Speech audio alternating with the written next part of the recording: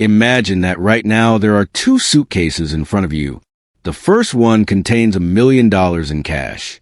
The second one contains an old tattered book. Which one will you choose? Stop. Don't answer right away. Because 99% of people take the money and lose. And those same 1% who achieve real wealth and power take the book. Why? Now you will learn the dangerous truth that all these motivational trainers are silent about. Have you noticed that at school we are taught mathematics, literature, chemistry, but no one ever explains how money really works? They don't tell you why some people get rich even when they make mistakes, while others spend their whole lives spinning like a squirrel in a wheel. It's simple, because the real rules of the game are hidden. And today we will break this conspiracy of silence. Let's take an ordinary story. Let's say there are two friends, Vajja and Petya. Both are smart, both work. Vajja works 12 hours a day, saves up for an apartment, takes out loans. Petya is strange. Instead of working hard, he constantly reads some books, goes to strange meetings, sometimes just sits and looks out the window. After 10 years, Vajja is still paying off the mortgage, and Petya owns a chain of cafes and can afford not to work. What's the secret? Machiavelli gave the answer 500 years ago. The end justifies the means. But he was misunderstood. It's not about being a scoundrel. It's about ordinary people playing by the rules, and those in power create these rules themselves. Carnegie said something similar. First earn a reputation, then your reputation will earn you. But no one explains that reputation is not just being a good guy. It's a carefully created image. Here's a living example. Two businessmen sell the same product. One honestly talks about the quality. The other creates a story, a legend, an atmosphere. Guess who sells for 10 times more? It's not magic. It's psychology. People don't buy goods. They buy emotions. And those who understand this will always be richer than those who simply make a quality product. Now about money. Do you think wealth is when you have a lot of money? That's the trap. Real wealth is when money works for you, not you for it. Imagine two people. One won $1 million in the lottery. The second didn't win anything, but he knows how to make every dollar bring him more dollars. A year later, the first one is poor again, and the second one is only getting richer. The philosophy of power here is simple. No one will give you money for free, but everyone will give it if they see their own benefit. That's why smart people never ask for a job. They create situations when they're offered a job. They don't ask for investments. They make investors look for them themselves. Here's another secret that they don't talk about.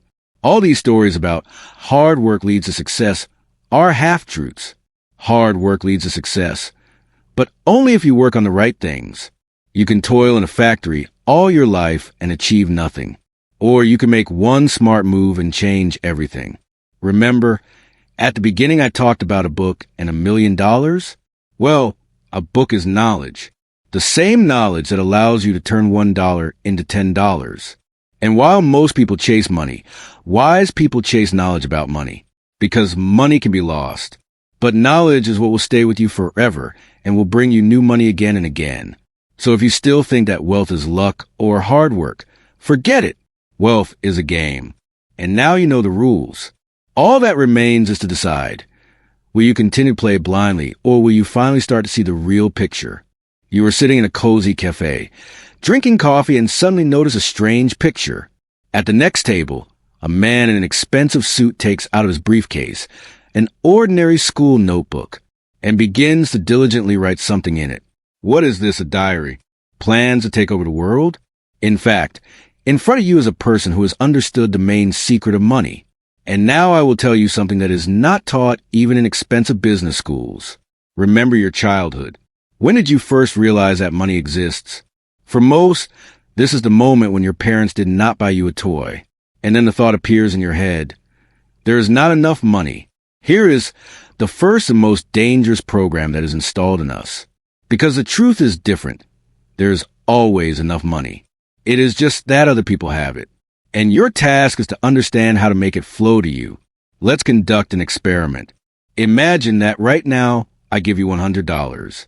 Your task is to turn them into $150 in a week. How do you do it? Most people start thinking. I'll buy something cheaper, sell more expensive, do a service. Stop. Now look at what a person from that 1% would do. He wouldn't spend that money. Instead, he'd go where people with money gather, and he'd offer them not a product, but an idea. Give me 10,000, and I'll give you 15,000 back in a month. And you know what? They'd give it to him. Because the rich don't think about money. They think about opportunities. Here's a story from real life. 2008, the crisis. Two friends lose their jobs. One, in a panic, takes the first vacancy he comes across for pennies. The other buys the cheapest printer and prints business cards, crisis management consultant. A month later, the first one is barely making ends meet. The second one earns more than at his previous job. What's the difference? The first one sold his time. The second one, a solution to the problem. Machiavelli wrote, "People would rather forgive the death of a father than the loss of property." Cruel? Yes. But look around. How many families have been destroyed because of money? How many friends have stopped communicating? Money is not paper. It is concentrated human energy. And whoever learns to manage this energy gains real power. Carnegie knew this. When he built his steel mills, he did not say, "I am making metal." He said, "I am building the future of America." And he received money for it. Do you see the difference? Ordinary people sell goods. Wise people sell dreams. Now check your wallet. Take out any bill. Look at it. It is not just paper. It is someone's faith. Faith that you can get something valuable for this piece of paper. And when you understand that money is not a value, but a symbol of faith, completely new opportunities open up for you. One of my friends did something ingeniously simple. In 2020, when everyone was afraid of getting infected, he bought 500 packs of regular medical masks for pennies. But he sold them not as masks, but as a pass to normal life. And he made a fortune because he realized people pay not for a product, but for emotions, for a sense of security. Here's another secret. Rich people never say, "I can't afford it." They ask, "How can I afford it?" It would seem like a simple play on words. But it is precisely this that separates those who live paycheck to paycheck from those who create fortunes. Let's do another experiment. Name the 3 richest people you personally know. Now remember how they speak. Have you noticed that they have a special language? They don't say it's expensive. They say, "I wonder how this can be monetized." They don't complain about the crisis. They ask, "Who is making money in this crisis and how?" The philosophy of money is not complicated schemes. It is the ability to see what others do not see. When everyone is running after gold, smart people are selling shovels. When everyone is opening a cafe, geniuses are selling franchises. When everyone is saving for retirement, wise people are creating assets. And the last question, how much money do you have lying around idle right now? In your wallet, on your card, under your mattress? Now imagine that each of these bills is a soldier. You can leave them to sleep in the barracks, or you can send them into battle so that they can bring you more soldiers. The choice is yours. Remember, money is not a goal. It is a tool, the same as a hammer. You can carry in your bag for years, or you can build a house. Have you ever noticed how children play store? They sell pebbles and leaves with serious faces, as if they were jewelry. Here is a clear example of the money illusion. We all agreed that some pieces of paper have value. But the real magic begins when you understand that the rules of this game can not only be followed, but also changed to suit yourself. Let me tell you a story that will change your idea of wealth. In 2010, an ordinary guy from the provinces, let's call him Andre, found himself in a strange city without money and connections. Instead of looking for a job, he went to expensive restaurants for 3 days and did not order anything. He sat and watched. On the 4th day, he approached the owner of one of them and said, "Your customers order on average 20% less than they could. I know why." Naturally, they listened to him. A month later, this restaurant increased its revenue by 35%. Andre was neither a chef nor a marketer. He simply saw what others did not notice. Here is the first law of true wealth. Money flows where problems are solved, not where they work hard, not where they save, exactly where they see and eliminate the pains of other people. When you understand this, the world ceases to be a place of competition for resources, but becomes a playing field with endless opportunities. Machiavelli wrote, "The prince must be both a lion and a fox." In the modern world of money, this sounds like this. You need to simultaneously see the big picture like a lion and notice small details like a fox. Let's take an example. Two people look at a crowded bus. One sees discomfort and thinks, "How bad that there are so many people." The other sees an opportunity and creates a comfortable taxi service with a fixed low price. Where's the first now? Still riding the bus. Now, let's analyze the main myth about money that keeps 99% of people in poverty. This is a belief that you need capital to start. Here's the truth. The most famous fortunes were made not with startup money, but with startup ideas. Mark Zuckerberg didn't have $1 million when he created Facebook. Richard Branson started with a used car in which he sold records. They understood real currency is not dollars in your pocket, but thoughts in your head. Carnegie liked to say, "Take all my factories, leave me my people, and I will rebuild the empire. Take away my people, leave me my factories, and I will not be able to do anything." That's the essence. Money is people, their desires, fears, dreams. When you realize this, an amazing truth opens up to you. The shortest path to wealth is not through accounting, but through psychology. Let's conduct a thought experiment. Imagine that tomorrow all the money in the world depreciated. Completely. What will be valuable now? Food? Gold? Land? No. The greatest value will be skills and knowledge. The ability to heal, build, organize, invent. So why not start investing in it today? Instead of chasing papers? Here's a practical task for you. For the next 3 days, watch not the prices in the stores, but the people. What irritates them? What do they complain about? Where do they spend more time than they would like? Each such pain is a potential source of income. Remember the story with Uber? Someone was just tired of waiting for a taxi in the rain. The philosophy of true wealth is built on 3 pillars. First, see what others do not notice. Second, solve what others do not solve. Third, act where others only talk. When was the last time you saw a rich person who spent hours watching TV series? Or a poor person who was constantly learning and trying new things? Money is not a cause, but a consequence. A consequence of your thinking, your habits, your view of the world. And finally, imagine that you were in 1900 with full knowledge of the modern world. How much money could you make? Now realize that in 20 years, our current knowledge will look just as outdated. The future is already here. It's just unevenly distributed. Your job is to find these islands of the future and become part of them. Remember, poverty is not a lack of money. It's a state of mind. And if so, it can be changed. Start with something simple. Stop thinking about money. Start thinking about opportunities.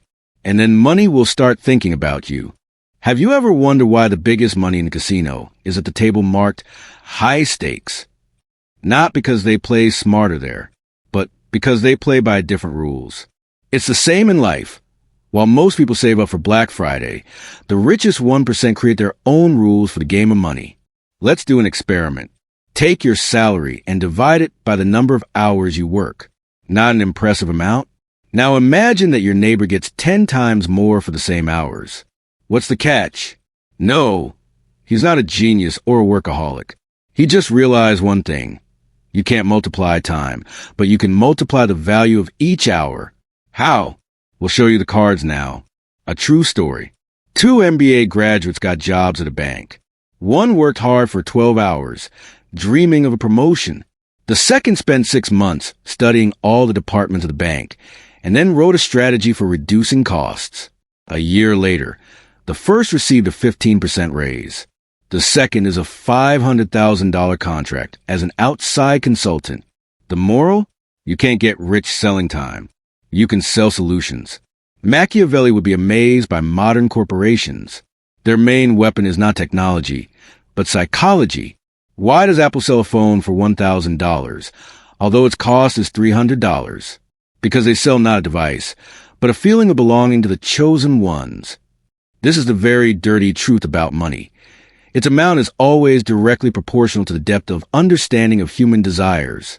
Carnegie knew this when he built his factories. He paid workers no more than others, but created a special family atmosphere for them. The result? His employees were 30% more productive than their competitors. Today it is called corporate culture, but the essence is the same. Money loves those who understand the nature of human motivation. Here is a practical example. In 2009, during the crisis, smart restaurateurs did not reduce prices. They introduced gold cards for $1,000, giving a 20% discount on everything. It would seem, who would spend $1,000 in a crisis? It turned out many, because people wanted to feel chosen. Who can afford it?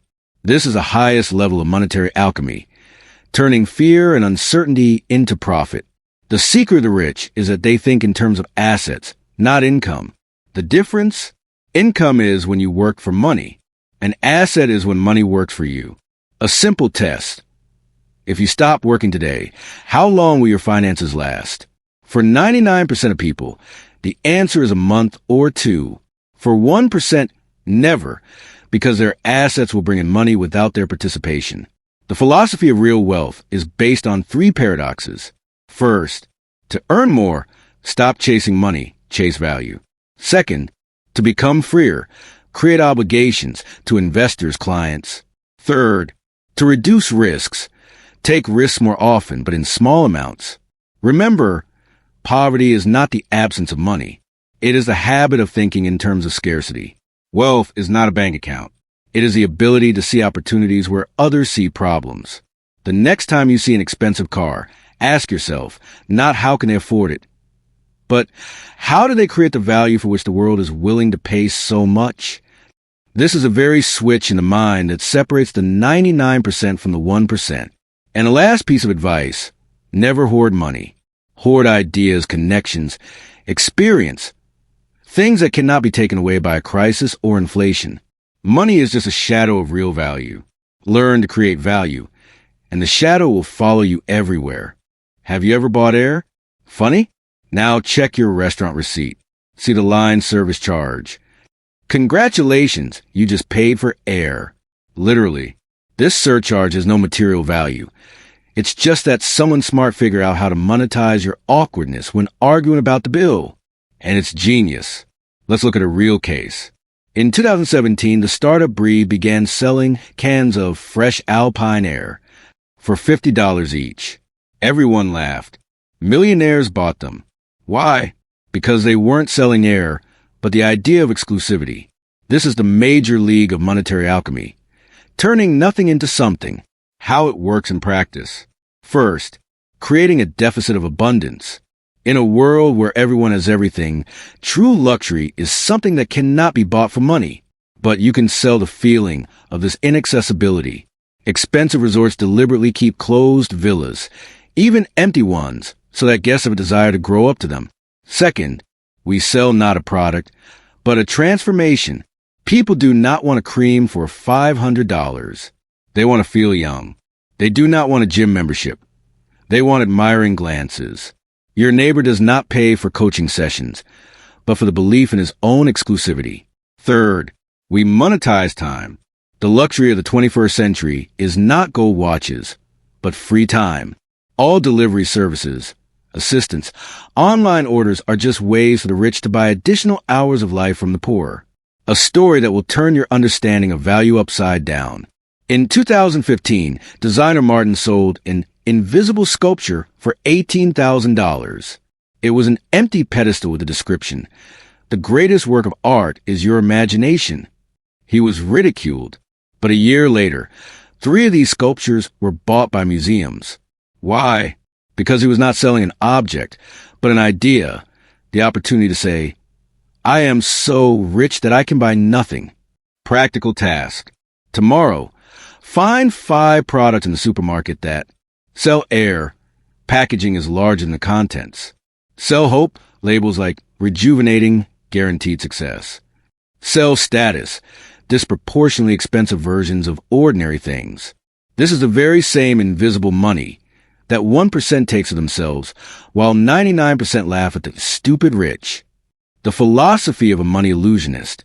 People buy not what they need, but what makes them feel special. Real profit is always in the margin between real cost and perceived value. Money is a mass hallucination, and whoever controls the images controls the wallets. When you understand this, you will see the world completely differently. Every billboard, restaurant menu, price list is not information, but a finely tuned tool for managing your perception of value. And now you know how not to be an object of this management, but to become the one who tunes these tools. Black Mirror: how technologies turn your weaknesses into someone's profit. Open your smartphone payment history. Do you see those microtransactions for coffee, subscriptions, donations? Each one is a result of an ingenious system that turns your impulses into someone's income. And the worst thing is that you voluntarily gave them all the data needed for the scheme. How it works. First, dopamine economy. Social networks pay millions for research on how to make you dopamine hungry. That same one more scroll, one more video. Every like you give increases someone else's capitalization. Second, subscriptions are the perfect business. You pay for what you don't use. The average person has 12 in use subscriptions. That's $3,000 a year in easy money. Third, artificial scarcity. NFTs, limited sneakers, exclusive tickets. All this creates excitement where there is no real scarcity. A real example: the Sweatcoin app pays you for steps with its own cryptocurrency. People really believe that they are earning while simply monetizing their data. Brilliant? No doubt. What to do? Transform from a consumer of patterns to their creator. Learn to see dark patterns in every service.